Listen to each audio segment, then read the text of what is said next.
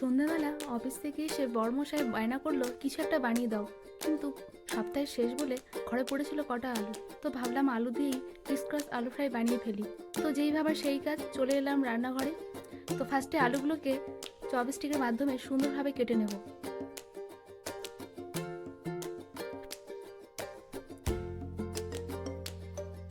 আলু কাটা হয়ে গেলে আমরা একটা ব্যাটার করে নেব।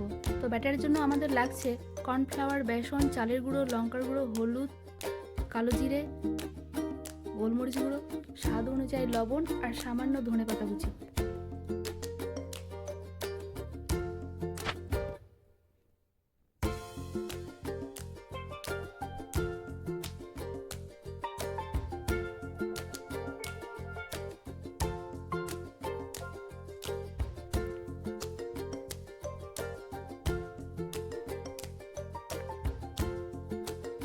এবার আলুগুলোকে ব্যাটারের মধ্যে কোটিং করে দু বোতলে ফ্রাই করে নেব।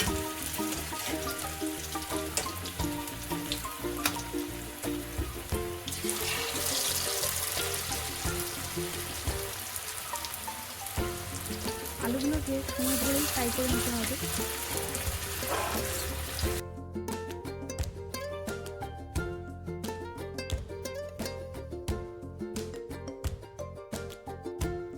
আলুগুলো ফ্রাই হয়ে গেছে, এবার এগুলো তুলে নেব। সাউন্ড শুনেই মনে হচ্ছে না কতটা ক্রিস্পি হয়েছে। সত্যি ক্রিস্পি হয়েছে আর ক্রাঞ্চি হয়েছে আর ভীষণ টেস্টিও হয়েছে। বড়মশাই তো পেয়ে ভীষণ খুশি।